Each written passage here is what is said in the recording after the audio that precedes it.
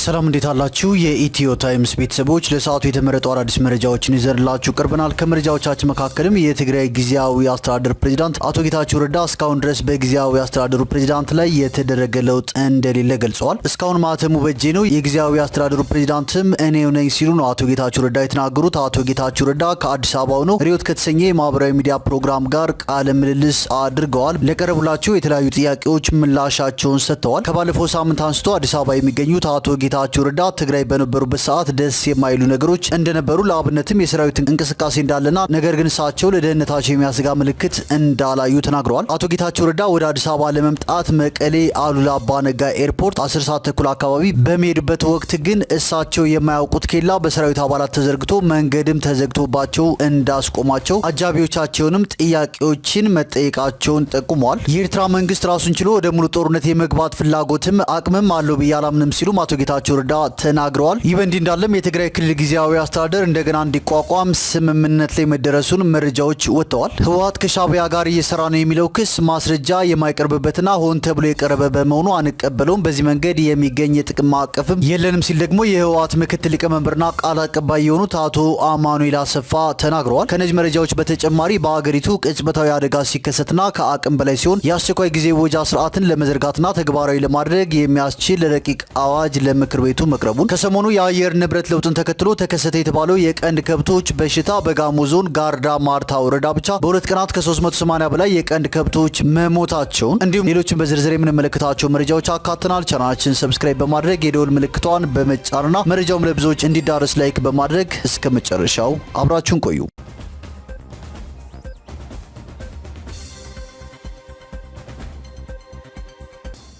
ወደ መጀመሪያው መረጃችን ስናልፍ በትግራይ ክልል ሰላም እንዲመጣ ከተፈለገ ሁሉን አካታች የሆነ ጊዜያዊ አስተዳደር ማዋቀር አስፈላጊ ነው ተብሏል። ፓርቲዎቹ ከዚህ በኋላ ሙሉ በሙሉ በህወሓት ቁጥጥር ስር የሚሆን ጊዜያዊ አስተዳደር ለውጥ አያመጣም ብለዋል። የትግራይ ጊዜያዊ አስተዳደር ያስተዳድራቸው የነበሩ ከከተማ አስተዳደር ጀምሮ እስከ ታች ያሉ መዋቅሮች በህወሓት ቁጥጥር ስር እየዋሉ አስተዳዳሪዎች እየተቀየሩ ያለበት ሁኔታ መኖሩም እየተገለጸ ይገኛል። በዚህም ከሰሞኑ ለ3 ወራት ያክል ያለ ከንቲባ የቆየችው መቀሌ ከተማን ጨምሮ አዲግራትና ሌሎች አካባቢዎች ላይ የነበሩ አስተዳደሮች በህወሓት ቁጥጥር ስር እየዋሉ መምጣታቸውን በመግለጽ የጊዜያዊ አስተዳደሩ ድርጊቱን መፈንቅለ መንግስት ሲል ጠርቶታል። ከዚህ ጋር በተያያዘ የውድብ ናጽነት ትግራይ ፓርቲ ሊቀመንበርና የትግራይ ጊዜያዊ አስተዳደር ምክር ቤት ምክትል አፈ ጉባኤ ዶክተር ደረጀ መዝገቦ ከዚህ ወዲህ ሁሉን ያካተተ ጊዜያዊ አስተዳደር መፍጠር ካልተቻለ ለውጥ ሊመጣ አይችልም ሲሉ ገልጸዋል። 2 ዓመት ሙሉ ስንታገለው ነበር ያሉት ሊቀመንበሩ ነገር ግን ምንም ለውጥ ማምጣት አልቻልንም ብለዋል። የትግራይ ህዝብ በአሁኑ ወቅት በርካታ ጥያቄዎች ያሉትና ጊዜያዊ አስተዳደሩ መፍታት ያለበት በርካታ ጥያቄዎች ያሉበት በዚህ ጉዳይ ላይ መጠመድ ተገቢ አለመሆኑንም አንስተዋል። የሚመለከታቸው አካላትም ቢሆን በትግራይ ጉዳይ ላይ ከህወሓት ጋር ብቻ መወያየታቸው ተገቢ አይደለም፣ የትግራይ ጉዳይ የሁሉም ጉዳይ መሆኑን መገንዘብ ያስፈልጋል ሲሉም ገልጸዋል። ሌላው ሀሳባቸውን የሰጡት የትግራይ ዲሞክራሲያዊ ፓርቲ ሊቀመንበር የሆኑት ዶክተር አረጋዊ በርሄ በበኩላቸው የፌዴራል መንግስት ቀድሞውንም ከሁሉም የተውጣጣ ጊዜያዊ አስተዳደር ማቋቋም ቢኖርበትም ይህንን ማድረግ አልቻለም ብለዋል። አሁንም ወደ ፕሪቶሪያ ስምምነት መመለስ አለብን የሚሉት ዶክተር አረጋዊ ይህ ባለመሆኑ ወደ ጦርነት ድባብ ልንመጣ ችለናል ሲሉ ተናግረዋል። በትግራይ ያለው ውጥረት ከፍ እያለ የመጣ ሲሆን ከሰሞኑም በጊዜያዊ አስተዳደሩ የታገዱት ወታደራዊ አመራሮች የጦር ትርኢት ሲያሳዩ መዋላቸው ብዙዎችን ሲያነጋግር ቆይቷል። በተያያዘ መረጃ ደግሞ ህወሓት ከሻዕቢያ ጋር እየሰራ ነው የሚለው ክስ ማስረጃ የማይቀርብበትና ሆን ተብሎ የቀረበ በመሆኑ አንቀበለውም፣ በዚህ መንገድ የሚገኝ የጥቅም ማዕቀፍም የለንም ሲል የህወሓት ምክትል ሊቀመንበር አቶ አማኑኤል አሰፋ ተናግረዋል። አቶ አማኑኤል ከሻዕቢያ ጋር ለመስራት ምንም አይነት ፍላጎትም ሆነ በዚሁ መንገድ ሄዶ ጥቅሞቻችንን ለማስጠበቅ የሚያስችል ማዕቀፍ የለንም፣ ይህ ከንቱ ፍረጃ ነው ሲሉ ክሱን ውድቅ አድርገውታል። ከዚህ ይልቅ የፕሪቶሪያው ስምምነት አካል ከሆነው የኢትዮጵያ መንግስት ጋር ስምምነቱ ተፈጻሚ እንዲሆንና የትግራይ ህዝብ ተጠቃሚ የሚሆንበትን ሰላማዊ ባሉት መንገድ ከፌዴራሉ መንግስት ጋር እየሰሩ መሆኑን አቶ አማኑኤል ተናግረዋል። አማኑኤል አስከትሎም ህወሓት ከሻዕቢያ ጋር እየሰራ ነው የሚለው ክስ ሆን ተብሎ የቀረበ ነው፣ ከዚህ ውጭ ከማንም ጋር ግንኙነት የለንም ብለዋል። የትግራይ ክልል ጊዜያዊ አስተዳደር እንደገና እንዲቋቋምም ስምምነት ላይ መደረሱ ተገልጿል። በፕሪቶሪያ ስምምነት መሰረት ብልጽግና 50% ድርሻውን ይይዛል። ለዚህ ተስማሚ ናቸው የተባሉ የብልጽግና አባላት ወደ ትግራይ ይላካሉ። ቀሪው 50% ከህወሓት እንዲሁም በትግራይ ክልል ከሚንቀሳቀሱ ሌሎች ፓርቲዎችን የሚያካትት ይሆናል የተባለው በፕሪቶሪያው ስምምነት መሰረት የጊዜያዊ አስተዳደሩን ፕሬዝዳንት የመሾም ስልጣን የጠቅላይ ሚኒስትሩ ነው። አቶ ጌታቸው ረዳ በበኩላቸው እስካሁን ማህተሙ በእጄ ነው፣ የጊዜያዊ አስተዳደሩ ፕሬዝዳንት እኔው ነኝ ሲሉ ተናግረዋል። የትግራይ ጊዜያዊ አስተዳደር ፕሬዝዳንት አቶ ጌታቸው ረዳ እስካሁን ድረስ በጊዜያዊ አስተዳደሩ ፕሬዝዳንት ላይ የተደረገ ለውጥ እንደሌለ ገልጸዋል። ይህን የገለጹትም ከአዲስ አበባ ሆነው ሪዮት ከተሰኘ የማህበራዊ ሚዲያ ፕሮግራም ጋር ባደረጉ የሰጡት ቃለ ምልልስ ነው። ማህተምም አላስረከብኩም ያሉት አቶ ጌታቸው ምናልባት የሚደረግ ለውጥ ወይም የሚደረግ ሽግግር ካለ በይፋ እስካውቀው ድረስ የጊዜያዊ አስተዳደሩ ፕሬዝዳንት እንደሆንኩ ነው የማውቀው ብለዋል። ጉዳዩ ይህን ያክል ሊያጨቃጭቅ የሚገባው አልነበረም፣ ነገር ግን እስካሁን ማህተሙ በእጄ ላይ ነው ያለው ሲሉም አቶ ጌታቸው ተናግረዋል። ከሰሞኑ በማህበራዊ ሚዲያ ላይ የፌዴራል መንግስት አቶ ጌታቸው ረዳን አንስቶ ሌተናል ጀነራል ታደሰ ወረደን ፕሬዝዳንት ለማድረግ ስምምነት ላይ ደርሷል የሚል መረጃ ሲሰራጭ ነበር። በዚህ ጉዳይ ላይ ቃላቸውን የሰጡት አቶ ጌታቸው ረዳ እኔ የማውቀው ምንም የተደረሰበት ስምምነት የለም ብለዋል። ጊዜያዊ አስተዳደሩ 2 ዓመት ሞልቶታል። እንዳለመታደል ሆኖ የተቋቋመበትን ዓላማ ፈጽሞ በምርጫ ለሚመረጥ መንግስት የሚያስረክብበት ጊዜ ነበር ያሉት ፕሬዝዳንቱ በተቋቋመበት ደንብ መሰረት ሌላ ተጨማሪ 6 ወር በፌዴራል መንግስት ካቢኔ መራዘም ይኖርበታል ብለዋል። ባለፈው ሳምንት ወደ አዲስ አበባ የመጡት አቶ ጌታቸው ረዳ በቀጥታ ከዚህ ጉዳይ ጋር ባይሆንም አጠቃላይ ከጊዜያዊ አስተዳደሩ ስራዎች ጋር በተያያዘም ስለማራዘምም ጭምር ጠቅላይ ሚኒስትር ዶክተር አብይ አህመድም ጥያቄዎች ስለነበራቸው ተገናኝተው አጭር ውይይት ማድረጋቸውን ጠቁመዋል። ከጠቅላይ ሚኒስትሩ ጋር ውይይት ያደረግኩት ብቻዬን ነው። ባደረግነው ውይይት የ2 ዓመት 6 ወርም እስከ ምርጫ ሊሆንም ይችላል አላውቅም። የፌዴራል መንግስት አዋጅ ላይ የሚመሰረት ነው የሚሆነው። መራዘም እንደሚኖርበት ጊዜያዊ አስተዳደሩ ቀጣይነት እንዲኖረው ፈቃደኝነት እንዳለ የ2 ዓመት ጉዞውን በዝርዝር አይቶ ቀጣይ አቅጣጫዎችን በሚመለከት ለውጥ ያስፈልግ እንደሆነ ለውጥ የሚደረግበት በአንድ ወይም በሌላ መንገድ የትግራይ ጊዜያዊ አስተዳደር ያልሰራቸውን ስራዎች ማጠናቀቅ የሚችልበት ተጨማሪ እድሜ በሚያገኝበት ጉዳይ ላይ እኔ ባለሁበት እንደሚመከር ነው የማውቀው ሲሉም ተደምጠዋል። ከዛ በኋላ ጠቅላይ ሚኒስትሩ የቲፒኤልኤፍ ጉዳይ አድርጌዋለሁ የሚለውን ወኪል ወይም ወገን እንዳገኙ አውቃለሁ። ባገኙበት ወቅትም ተመሳሳይ መልእክት እንዳስተላለፉ ነው የሚገባኝ ብለዋል። ከዚህ ውጪ እገሌ ይሁን በሚል ጉዳይ ላይ እስካሁን በበኩል የሰማሁት ነገር የለም። ሂደቱ በድብቅ የሚደረግ ስላልሆነ እንደሚወራው እገሌ የሚባል ነገር ካለ ያው በይፋ እስከምሰማው ጠብቃለሁ ሲሉም ገልጸዋል። እንዲህ ያለው ነገር ርዕስ ሊሆንም የማይገባው ነበር። እገሌ ሆኗል፣ እገሌ ተሾሟል ከተባለ ይሾማል ማለት ነው። እኔ እስካሁን ከጠቅላይ ሚኒስትሩ ጋር ያደረግኩት አጭር ውይይት ከዚህ ጋር የተያያዘ ነው። የማራዘም ጉዳይ የህግ ስርዓት ያስፈልገዋል። እስከዛው የጊዜያዊ አስተዳደሩ ፕሬዝዳንት እኔው ነኝ ሲሉ አቶ ጌታቸው ረዳ ተናግረዋል። አቶ ጌታቸው ረዳ ለህይወታቸው የሚያሰጋ ችግር ገጥሟቸው እንደነበርም ተናግረዋል። ከፍተኛ የሰራዊት ኃላፊ እንዴት ታሳልፋላችሁ በሚል ደንፍቶ ፓትሮል ይዞ ኤርፖርት ድረስ እንደመጣ በኋላ ሰማን ሲሉም አቶ ጌታቸው ረዳ አክለዋል። ካለፈው ሳምንት አንስቶ አዲስ አበባ የሚገኙት የትግራይ ጊዜያዊ አስተዳደር ፕሬዝዳንት አቶ ጌታቸው ረዳ ትግራይ በነበሩበት ሰዓት ደስ የማይሉ ነገሮች እንደነበሩ ለአብነትም የሰራዊት እንቅስቃሴ፣ ነገር ግን እሳቸው ለደህንነታቸው የሚያሰጋ ምልክት እንዳላዩ ተናግረዋል። ነገር ግን ወደ አዲስ አበባ ለመምጣት መቀሌ አሉላ አባ ነጋ ኤርፖርት 10 ሰዓት ተኩል አካባቢ በሚሄዱበት ወቅት እሳቸው የማያውቁት ኬላ በሰራዊት አባላት ተዘርግቶ መንገድም ተዘግቶባቸው እንዳስቆሟቸው አጃቢዎቻቸውንም ጥያቄዎችን መጠየቃቸውን ጠቁመዋል። ይህን ቃል የሰጡት ሪዮት ለተሰኘ የማህበራዊ ሚዲያ በሰጡት ቃለ ምልልስ ነው። አዲስ አበባ የተጠራሁት በጠቅላይ ሚኒስትሩ ነው። በአጋጣሚ ፋንክሽን ውስጥ ባለውበት ሰዓት ነው። እሳቸው የሀገር ውስጥ ጉብኝት ላይ ነበሩ። መገናኘት አለብን፣ አንዳንድ ጉዳዮች በአካል ተገናኝተን መነጋገር አለብን አሉ። ከዛ በፊት ማህተም መንጠቅ ዘመቻ እየተካሄደ ነበር። በብዙ መልኩ ይሄ ነገር እንዲቆም በተደጋጋሚ ጠይቄ ነበር። መተላለፍ ያለበትን ትዕዛዝ ህግን ተከትዬ ሰጥቼ ነበር። ይሄ ሊሆን አልቻለም። በዛ ሰዓት እኔ የአጼ ዮሐንስ ሙት ዓመት የሚከበርበት ፋንክሽን ላይ ነበርኩኝ። እዛ በነበርኩበት ሰዓት ቀደም ብለው ጠቅላይ ሚኒስትሩ ነገ መገናኘት አለብን ብለው ስለነበር ትኬት ቆረጥኩኝ፣ ጉዞ ጀመርኩ። ከዛ በፊት አንዳንድ ደስ የማይሉ ነገሮች ነበሩ። የሰራዊት እንቅስቃሴ መቆም አለበት ብለን ጠይቀን ስርዓት እስኪይዝ ነው የሰራዊት እንቅስቃሴ መቆም ያለበት። ሰራዊቱ እንደ ሰራዊት ሌላ የታለመለት ግብ አለ፣ መስራት ያለበት ስራ ይኖራል። ከዛ ውጪ ማህተም የመንጠቅ እንቅስቃሴ ውስጥ መግባት የለበትም የሚል ተደጋጋሚ ትዕዛዞች ተሰጥተው የሚደረጉ ደስ የማይሉ እንቅስቃሴዎች ነበሩ። በግሌ ለደህንነቴ የሚያሰጋ እዚህ ግባ የሚባል ምልክት አላየውም። በእርግጥ ከማግኛቸው መረጃዎች አንጻር በዚህ ሂደት የተሳተፉት የሰራዊቱ አመራሮች ቀጣይ የኔን እንቅስቃሴ መገደብ ፍላጎት እንደነበራቸው እሰማ ነበር። ከነሱ እስካልሰማሁት ድረስ ከቁም ነገር አልቆጠርኩትም። የጀመሩት ማህተም መንጠቅ እገሌ ትክክለኛ ከንቲባ ነው፣ ህገ መንግስት የመተርጎም ኃላፊነት የተወሰኑ የጦር አመራር ነን የሚሉ ሰዎች ከያዙት በኋላ ጊዜያዊ አስተዳደሩን በተግባር የመቀየር ስራ ተጀምሯል። እንቅስቃሴ መገደቡ ምናልባት ቢሮ እንዳልገባ ይሁን አላውቅም፣ ብቻ ግን በይፋ ይህ ነው የሚባል ነገር ሰምቼ አላውቅም። ከምክትሌም ጋር መገናኘት ካቆምን ረጅም ጊዜ ሆኖናል። እሳቸው ብዙ ጊዜ ስታይላቸውም ነው የሆነ ችግር ሲፈጠር ብዙ ጊዜ ስልክ ማጥፋት ወይም መራቅ ነው። እኔ በዚህ ደረጃ ለህይወት የሚያሰጋ ነገር እዚህ ግባ የሚባል ነገር አለ ብዬ አስቤም አላውቅም ነበር። ለማንኛውም ያኔ ወደ አዲስ አበባ ጉዞ በምናደርግበት ሰዓት 10 ሰዓት ተኩል መሰለኝ ኬላ እንደነበረ አላውቅም። ኬላ ተደርጎ ነበር። እንግዲህ እኔ በአጀብ ነው የሚሄደው። ኬላ ሲያስቆሙ የኔ ጠባቂዎች የምን ኬላ ነው የሚል ጥያቄ አቀረቡ። አጃቢዎቼ የፕሬዚዳንቱ ነው መኪናው ሲላቸው አይ ማጣራት እንፈልጋለን እንደውላለን አሉ። ከዛ እኔ መስኮት ከፈትኩና ማን ጋር ነው የምትደውሉት የኔን ጉዞ በሚመለከት ስል እዛ አካባቢ ሲያስተባብር የነበረው ወጣት የሰራዊት ኃላፊ ይመስለኛል።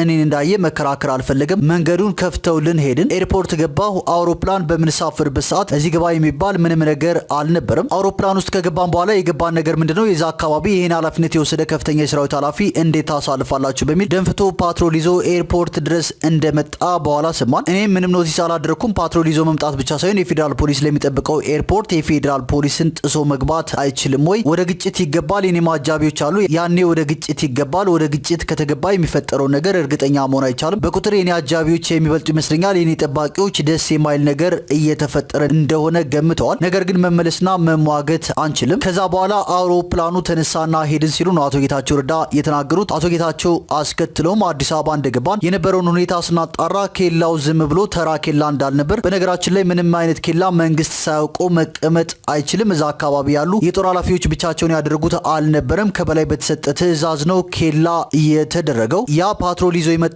የሰራዊት ኃላፊ የአየር መንገድ አቪዬሽን ሴኩሪቲ አባል ጋር ስልክ ደውሎ እሱ ብቻ ነው ወይስ ሌሎችንም ይዞ ነው እየወጣ ያለው የሚል ጥያቄ ሁሉ እንደጠየቀው አውቃለሁ። ከዛ በኋላ ያወኳቸው መረጃዎች ግምት ውስጥ በማስገባት ምናልባት ጫን ያለ ስራ ለመስራት ፍላጎት እንደነበራቸው፣ እንዲህ ያለው ኃላፊነት የጎደለው ተግባር ምንም ነገር ባይፈጠር ጭምር እጅግ አደገኛና ተቀባይነት የሌለው ተግባር እንደሆነ ብቻ ነው የማውቀው። ከዛ እስከወጣውበት አውሮፕላን ላይ እስከተሳፈርን ሰዓት ድረስ ኬላውን ጭምር አይቼ ይህን ያክል ህይወቴን አደጋ ላይ የሚጥል ነው ሳይሆን ምናልባት የተለያዩ እንቅስቃሴዎች ይኖራሉ ከዛ ጋር የተያያዘ ነው የሚል እምነት ነበረኝ ሲል ነው አቶ ጌታቸው ረዳ የተናገረው። አቶ ጌታቸው አስከትሎም ከወጣው በኋላ የእነሱ ደጋፊዎች የሆኑ ስለ ማምለጤ በተደጋጋሚ ሲያወሩ ስሰማ ግን ምናልባትም አምልጭ መምጣቴ ወይም ማምለጤ ነው የገባኝ። ሀሳቤ ማምለጤ ነበር ባይሆኑም ደጋፊዎቻቸውና እነሱ የሚከፍሏቸው የሚዲያ ተቋማት ስለ ማምለጤ ሲያወሩ ምናልባትም ይዘውት የነበረ እቅድ መክሸፉን ራሳቸው ናቸው እያጋለጡ ያሉት እንጂ እስከዛ ድረስ የማውቀው አልነበረም ሲሉ አቶ ጌታቸው ረዳ ተናግረዋል። የኤርትራ መንግስትን በተመለከተ ደግሞ አቶ ጌታቸው ረዳ የኤርትራ መንግስት ራሱን ችሎ ወደ ሙሉ ጦርነት የመግባት ፍላጎትም